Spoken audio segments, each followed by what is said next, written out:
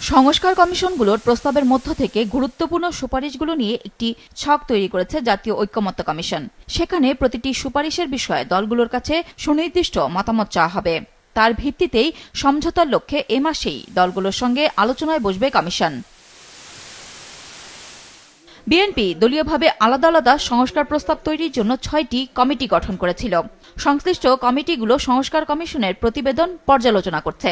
তবে রাষ্ট্র সংস্কারে নিজেদের ৩১ দফা প্রস্তাবকেই প্রাধান্য দেবে বিএনপি। কোনো সমস্যা তো না, আমরা বলেছি যেখানে জাতীয় ঐক্যমতের পরিপ্রেক্ষিতে যেই সংস্কারগুলো ঐক্যমতের পরিপ্রেক্ষিতে সেগুলো করা যেতেই পারে এবং এটা খুব সহজে করা যেতে পারে, এটার জন্য সময়ের প্রয়োজন নেই। আর যেগুলো সমস্যার যেখানে ঐক্যমত হবে না সেটা আপনি জনগণের কাছে, প্রত্যেকটি দলের অধিকার আছে, নিয়ে যাবে জনগণের কাছে, সমস্যা নেই। আগামী সংসদে সবকিছু সংসদে পেশ করা হবে, আলোচনা করা হবে, বিতর্ক হবে, পাশ হবে, যেটা জনগণের প্রতিনিধিরা যেটা সিদ্ধান্ত নেবে। পাশাপাশি তারা জোর দেবে নির্বাচন কেন্দ্রিক সংস্কারে। যেসব সুপারিশের সাথে বাস্তবতার মিল নেই সেগুলো নিয়েও কথা বলবে দলটি। প্রশাসনে জনপ্রশাসনের যে প্রদেশে ভাগ করা, এটার ব্যাপারে আমরা এখন পর্যন্ত একমত না। বাংলাদেশের সেই পরিস্থিতি এখন আসে নাই। যুক্তরাষ্ট্রের আদলে আমাদের যে ব্যবস্থা, জাতীয় ব্যবস্থাপনা, এখনো সেই লেভেলে আমরা পৌঁছি নেই। আর সংসদ নির্বাচনের ব্যাপারে তো আছেই। তারা হয়তো নির্বাচন কমিশন যদি প্রপোর্শনাল রিপ্রেজেন্টেশনের কথা বলে, সেটা আমাদের কাছে গ্রহণযোগ্য না। আমরা বর্তমানে যেভাবে ভোট দেয় জনগণ, এই সিস্টেমেই নির্বাচন দেখতে চাই। যারা এই ধরনের সুপারিশমালা প্রণয়ন করেছেন তারা শিক্ষিত দক্ষ ব্যক্তি, কিন্তু সাধারণ মানুষের সাথে যোগাযোগ তাদের কম। তারা কজন গ্রামে গিয়েছেন এবং সাধারণ মানুষের সাথে দৈনন্দিন জীবনের যে দুঃখ বেদনা, তার সাথে কতটুকু তাদের সংশ্লেষ আছে, পরিচিতি আছে, সে সম্পর্কে আমাদের সন্দেহ আছে কিছু। সুতরাং মাঝে মাঝে কিছু কিছু উদ্ভট প্রস্তাবও সেখানে থাকতে পারে বলে আমরা আশঙ্কা করছি। তো এগুলো আমরা হাতে পাওয়ার পর আমরা দলীয়ভাবে এটা পর্যালোচনা করে তারপর আমাদের মতামত জানাবো। কমিশনের রিপোর্ট পর্যালোচনা করছে জামাতে ইসলামীও। তারা বলছে তাদের প্রস্তাবিত ৪১ দফাকে সামনে রেখে সেখানে উল্লেখিত মূল বিষয়গুলো গুরুত্ব দিয়ে আলোচনা করবে তারা।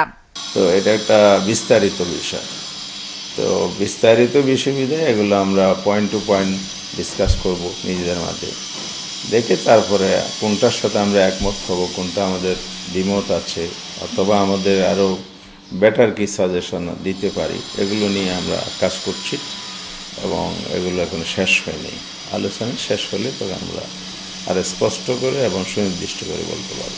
যে 11টি ওনারা আমাদের কাছে পাঠিয়েছেন, এগুলো আমাদেরও প্রায়োরিটির মধ্যে ছিল। সে অনুযায়ী আমরা মনে করি এগুলো যদি মৌলিক সংস্কার হিসেবে নির্বাচনের সাথে সংশ্লিষ্ট বিষয়গুলো যদি ওনারা সংস্কার করেন, তাহলে একটি সুষ্ঠু নির্বাচন হতে পারে, জনগণের প্রত্যাশা পূর্ণ হতে পারে। জুলাই বিপ্লবীদের নতুন দল জাতীয় নাগরিক পার্টির কাছেও প্রশ্ন ছিল সংস্কার কমিশনের সুপারিশগুলো নিয়ে কি ভাবছেন তারা। আমাদের মূল দৃষ্টিভঙ্গিটা থাকবে যে বাংলাদেশে যেন একটা গণতান্ত্রিক রাষ্ট্র আমরা করতে পারি, যার মানে হচ্ছে প্রতিষ্ঠানগুলো স্বাধীন থাকবে, কখনোই যেন ইলেকশন ম্যানিপুলেশন না করা যায়, পুলিশ যেন কখনো অন্যায্য বল প্রয়োগ না করে, যেন দুর্নীতি দমন কমিশন বিশেষত জনপ্রতিনিধি এবং সরকারের যারা মন্ত্রণালয় থাকবে তাদেরকে যেন ওয়াচ করতে পারে। এই ধরনের কতগুলো জিনিস আমরা ভাবি বা ভেবেছি, সেগুলো আমরা আমাদের প্রস্তাবে সেটা থাকবে। এবং মোটা দাগে এই পুরো জিনিসটাকে আমরা পদ্ধতির প্রসারতে জোর দিব, যে আমরা গণপরিষদ নির্বাচনের কথা বলেছি, এটার কথা আমরা আবারও বলবো এবং আমরা বলবো যে এই গণপরিষদ করার মধ্য দিয়ে যে নতুন গণতান্ত্রিক সংবিধানটা আমরা করতে পারলে সেই জিনিসটাকে আমরা একটা সেকেন্ড রিপাবলিক হিসেবে ডাকছি আর কি, বা ডাকবো। বিভিন্ন ক্ষেত্রে সংস্কার নিয়ে কিছু কিছু বিষয়ে যেমন দলগুলোর মতভিন্নতা আছে, তেমনি সংস্কারের বাস্তবায়ন নিয়েও আছে ভিন্নমত। তবে ঐকমত্য কমিশনের সঙ্গে আলোচনার মধ্য দিয়ে এসব বিষয়ে সমঝোতায় আসা যাবে বলে আশা করছে দলগুলো। নুরুন নাহার ভিলি, মাছরাঙা সংবাদ, ঢাকা।